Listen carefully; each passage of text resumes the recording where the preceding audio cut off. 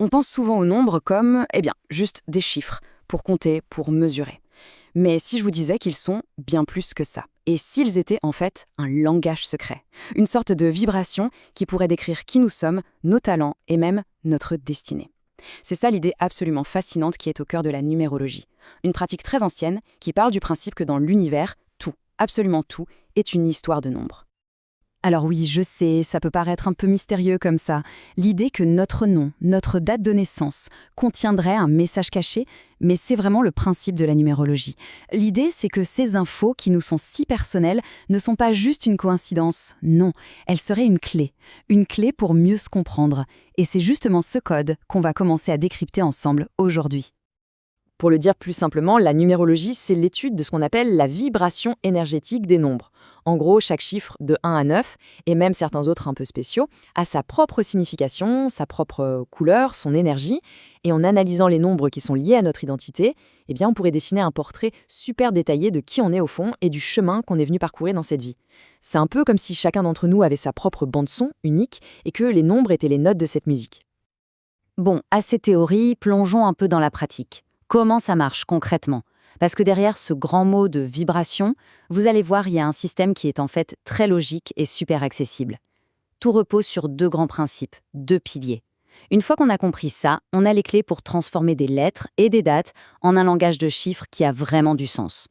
Alors la toute première clé, c'est ce qu'on appelle la réduction théosophique. Oubliez le nom un peu impressionnant, le concept est ultra simple. C'est vraiment l'opération de base en numérologie. Le but du jeu, c'est de prendre n'importe quel nombre, aussi grand soit-il, et de le réduire, de le compresser jusqu'à obtenir un seul chiffre, entre 1 et 9. Imaginez que vous distilliez quelque chose de très complexe pour en extraire l'essence la plus pure, la vibration de base. C'est exactement ça.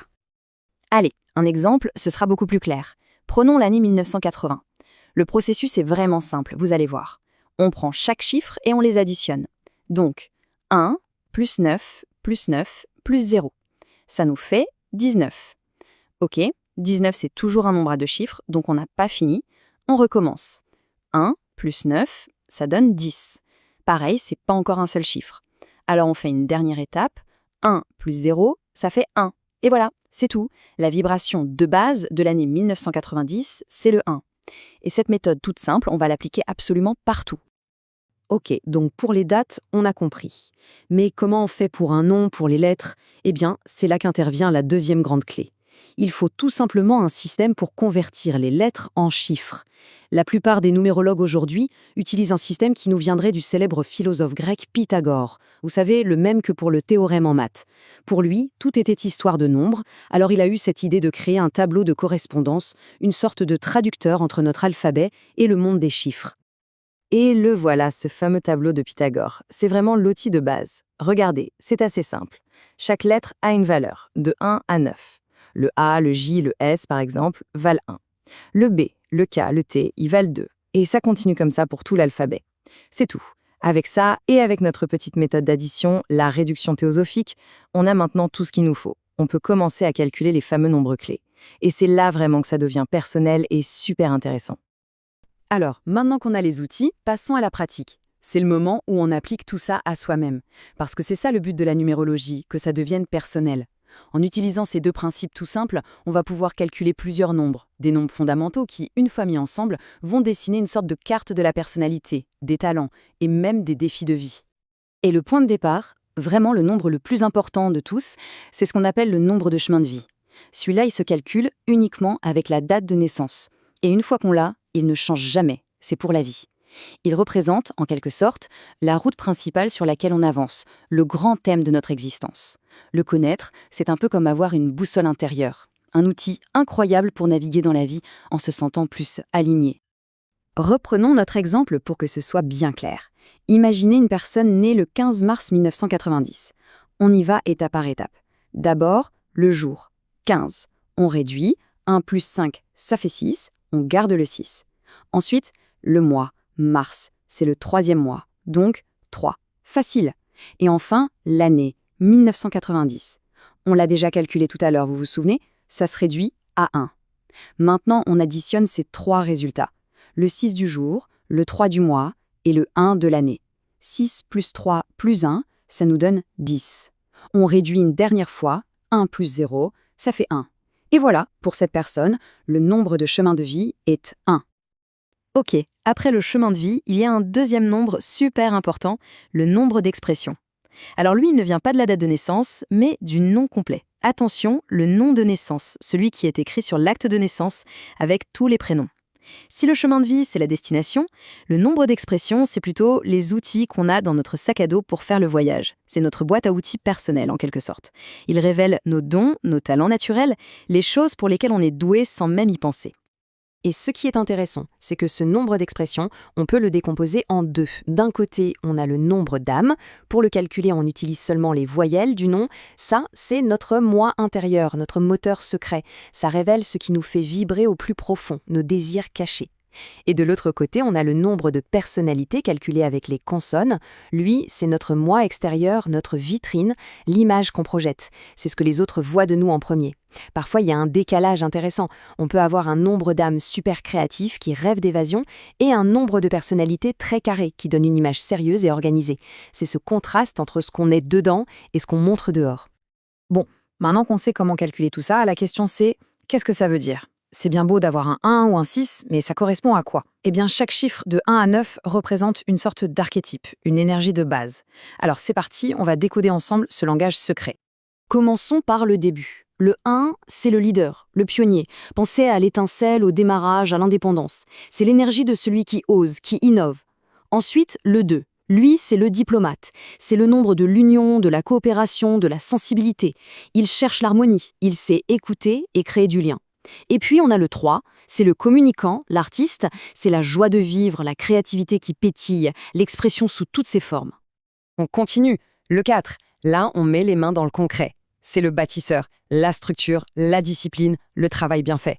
C'est le nombre de la stabilité, du sérieux. Le 5, c'est tout l'inverse, c'est l'aventurier, l'électron libre. Il représente le changement, la liberté, les voyages. C'est l'énergie de la curiosité et de l'expérience. Et enfin, le 6, c'est le protecteur, le nombre du cœur. Il est lié à la famille, aux responsabilités, à l'harmonie. C'est celui qui prend soin des autres. On arrive à la fin du cycle. Le 7, c'est les chercheurs, le sage. C'est le nombre de l'analyse, de l'introspection, de la quête de vérité et de spiritualité. Il a besoin de comprendre en profondeur. Le 8, lui, c'est le powerhouse, le manager.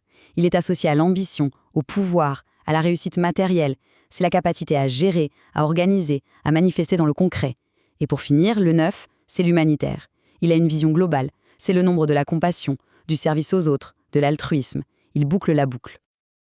Mais attendez, ce n'est pas tout à fait fini. Il y a une petite exception à la règle de la réduction. Parfois, en additionnant, on ne tombe pas sur un chiffre simple. On tombe sur 11, 22 ou 33. Dans ces cas-là, on s'arrête. On ne réduit pas plus loin. Pourquoi ? Parce que ce sont des nombres maîtres. Ils ont une vibration beaucoup plus puissante, un potentiel immense, mais forcément ils viennent aussi avec des défis plus grands. Alors, rapidement, le 11, c'est l'initié spirituel. C'est l'intuition à l'état pur, une connexion directe à l'inspiration, comme un pont entre notre monde et l'invisible. Le 22, c'est le maître bâtisseur. Il a la capacité incroyable de prendre un rêve, même le plus fou, et de le construire dans la matière à grande échelle pour le bien de tous. Et le 33, qui est le plus rare, c'est le maître compatissant. Son énergie, c'est celle de l'amour universel, du service total et désintéressé aux autres.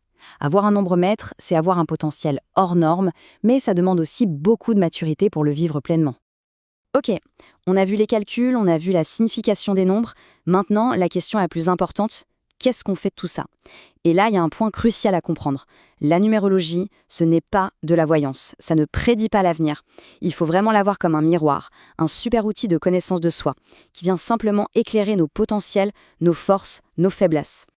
Et ça, c'est vraiment le cœur du sujet. Ce n'est pas parce que quelqu'un a un chemin de vie 8, le nombre du pouvoir et de l'argent, qu'il va devenir millionnaire. Pas du tout. Ça veut juste dire qu'il a des prédispositions pour ça, une facilité naturelle à gérer, à être ambitieux. La numérologie, elle décrit le terrain de jeu. Elle montre où sont les pentes faciles et où sont les obstacles. Mais la façon de jouer le match, ça nous appartient à 100%. C'est notre libre arbitre qui décide de tout. Donc pour résumer, s'il y a une chose à retenir, c'est ça. Les nombres sont des guides, pas une prison. Ils nous donnent une grille de lecture de nous-mêmes, c'est tout. Ce n'est pas une fatalité. C'est juste un outil génial pour prendre conscience de nos forces, pour mettre le doigt sur des défis qui reviennent tout le temps dans notre vie, et à la fin, pour prendre des décisions plus conscientes, plus en phase avec qui on est vraiment. Au final, la numérologie, c'est avant tout une invitation. Une invitation à se regarder soi-même. Avec les quelques outils qu'on a vus aujourd'hui, une exploration vraiment fascinante peut commencer. Le but, ce n'est pas trouver des réponses toutes faites, mais peut-être de se poser de meilleures questions.